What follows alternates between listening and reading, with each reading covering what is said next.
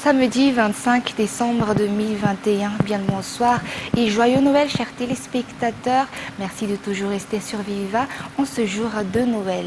La journée de 25 décembre également, la célébration de la fête de Noël, un Noël de partage, d'entraide de foi à l'association humanitaire à Kamassou ce jour, durant lequel le président de la République a remis un chèque de 112 454 796 ariars à l'association du Père Pedro OPK. Cette somme est une part des bénéfices issus de la production de CVO par le laboratoire Pharmalagas.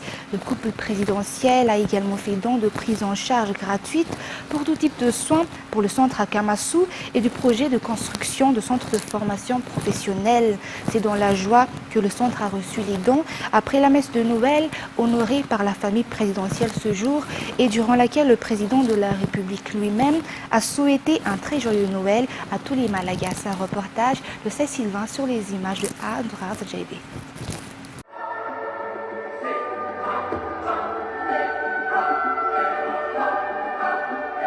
Un Noël dans la forêt de pins d'Akamassou, un Noël pour les démunis, les sans-abri, les enfants et les jeunes orphelins accueillis par le Père Pedro. Comme chaque année, le président de la République avec sa famille a choisi de passer Noël avec eux. La célébration a été surtout marquée par la remise de dons. C'est d'ailleurs l'esprit de Noël, le partage, l'entraide et la gratitude. Effectivement, le président de la République a remis un chèque de 112 450 796 ariars à l'association humanitaire à Kamassou, présidée par le Père Pedro OPK. Le couple présidentiel a également offert à la Kamassou la prise en charge gratuite de tout type de soins médicaux pour la communauté à Kamassou. Et spécialement pour les jeunes, un centre de formation professionnelle sera mis en place à Anjalanch dans le cadre de l'amélioration de l'avenir de ces jeunes. Cela fait maintenant 32 ans que la Kamassou a été fondée. Ces dons contribueront à l'amélioration du centre et à la poursuite des actions au niveau de la Kamassou. À noter que le Père Pedro est déjà venu en aide à plus de 700 000 enfants malagas et a même construit plus de 3 000 logements pour les sans-abri. Suite à la crise sanitaire et aux récentes tragédies dans le pays, le président de la République s'est spécialement rappelé de ceux qui sont loin des familles, ceux qui luttent contre la maladie ou encore ceux qui ont perdu un membre de leur famille.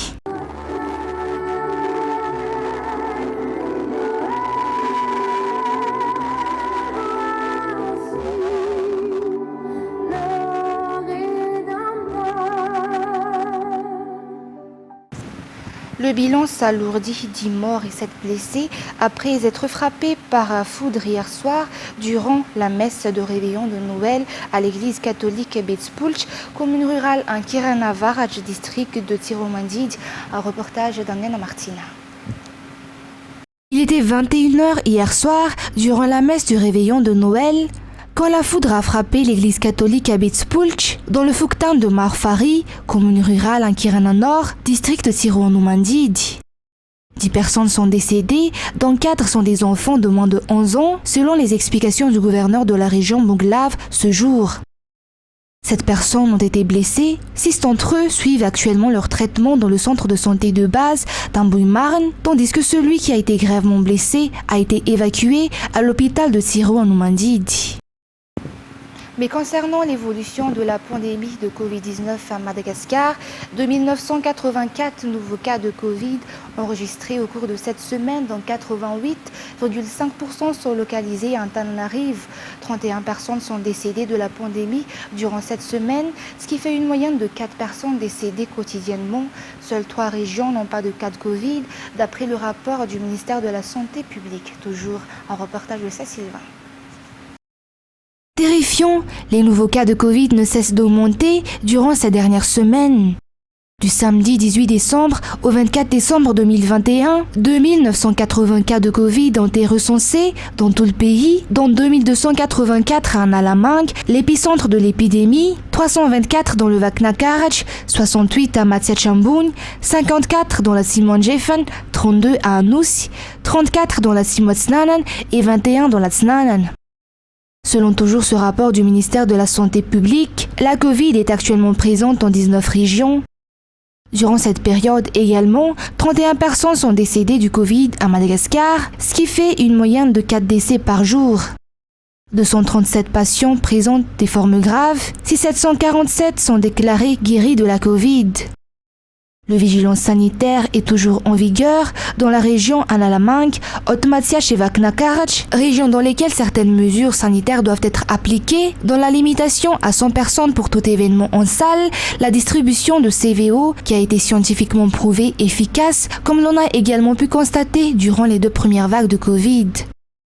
De plus, à présent, la population malagasy a le choix entre 4 types de vaccins, le Covishield, l'AstraZeneca, le Johnson & Johnson, le Sinopharm et le Pfizer.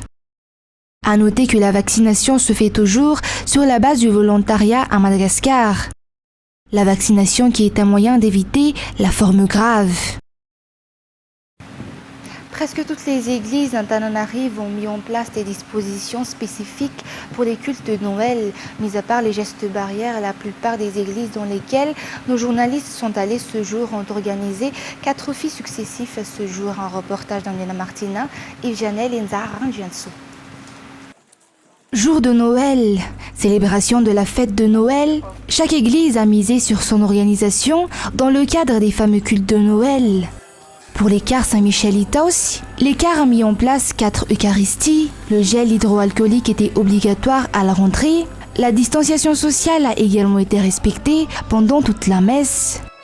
Chacun avait sa manière de célébrer Noël malgré la vigilance sanitaire, que ce soit les églises catholiques, les protestantes et les luthériennes. Mais concernant toujours la célébration de la fête de Noël, les Kartaramasai a célébré le réveillon de Noël avec un tableau vivant retraçant la vie de Jésus et qui a également démontré l'importance de l'application de l'esprit de Noël dans notre quotidien. Plusieurs messages ont également été partagés avec les jeunes et enfants durant cette messe. Reportage.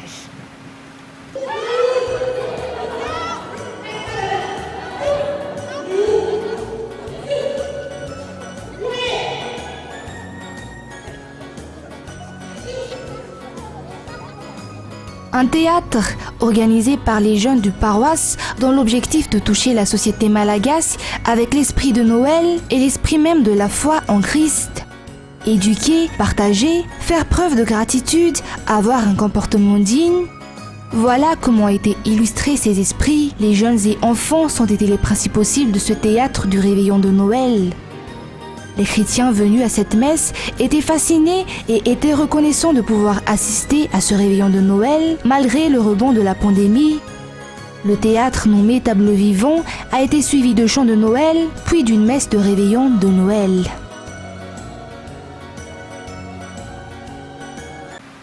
Les illuminations de Noël d'Antananarivo ont été particulières cette année, d'après les visiteurs qui ont croisé nos journalistes hier dans la soirée.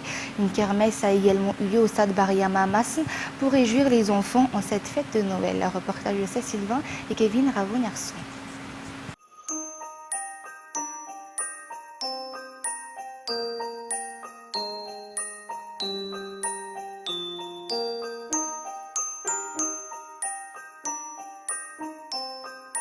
La visite d'Antananarivo en période de Noël est apparemment devenue une tradition pour les Malagasy.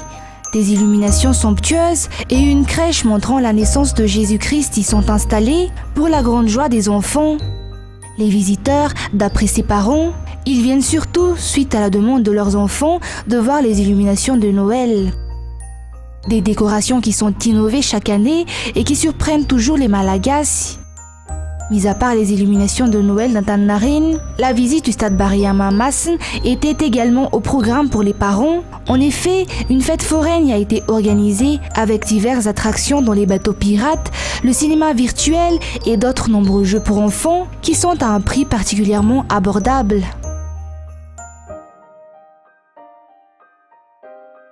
Les illuminations d'Antananarivo seront encore installées pendant quelques jours si le kermesse du stade prendra fin mardi prochain.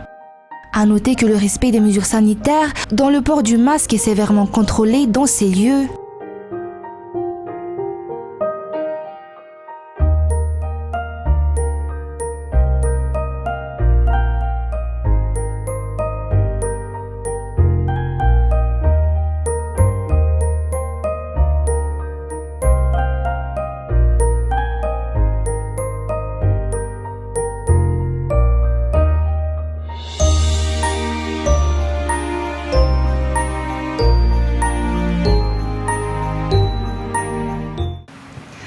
Concernant Noël, mais sur le plan international, la prison, vols annulés, restrictions, messes masquées, record de contamination au variant Omicron, le monde célèbre Noël sous l'ombre de la pandémie de Covid-19 pour la deuxième année consécutive.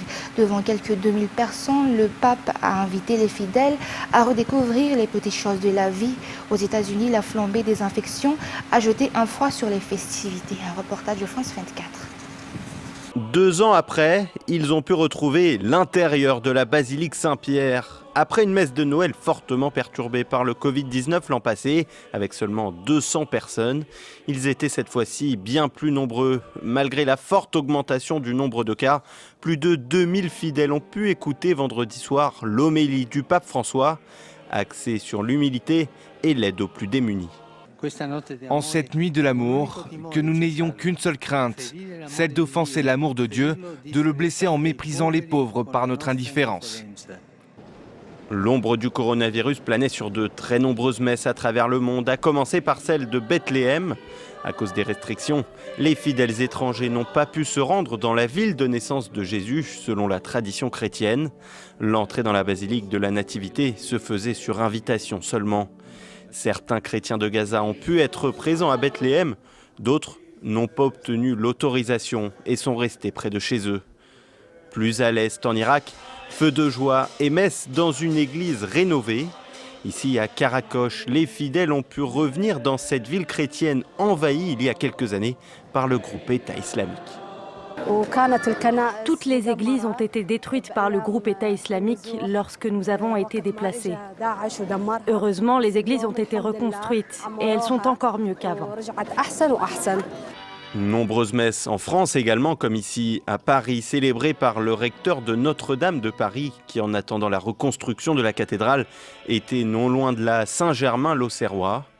Dans le nord, à Calais, c'est une messe pas comme les autres qui s'est tenue sur un parking pour offrir une cérémonie à quelques migrants.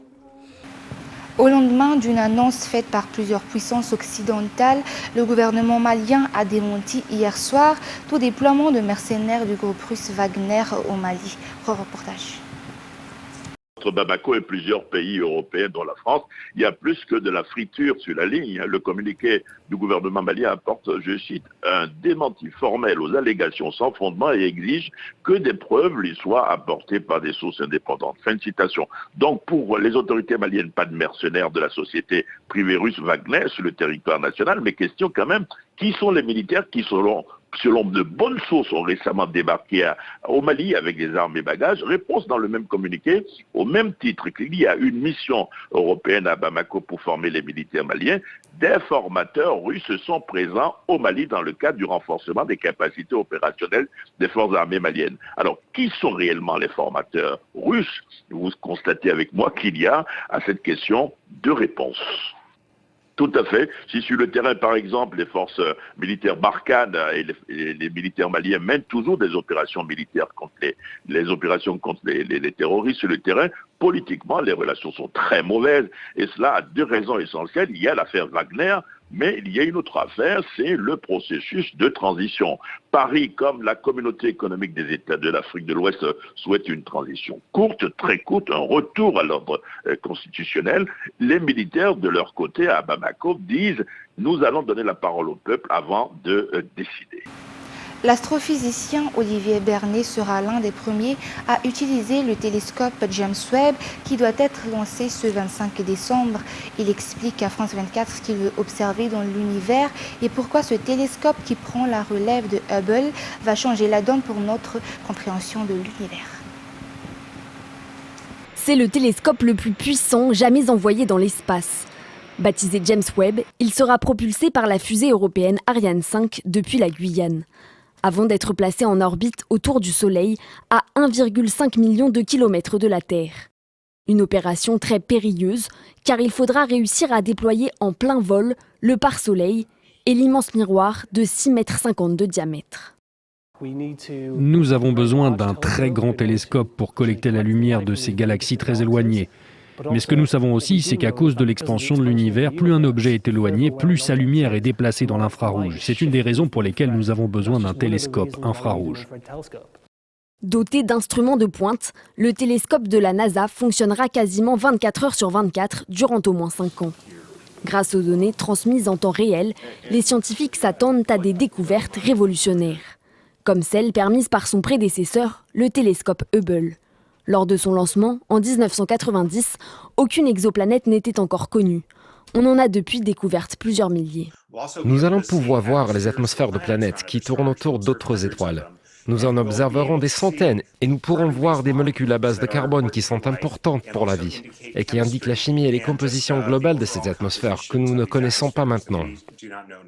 Les chercheurs espèrent aussi remonter aux origines de l'univers avant le Big Bang.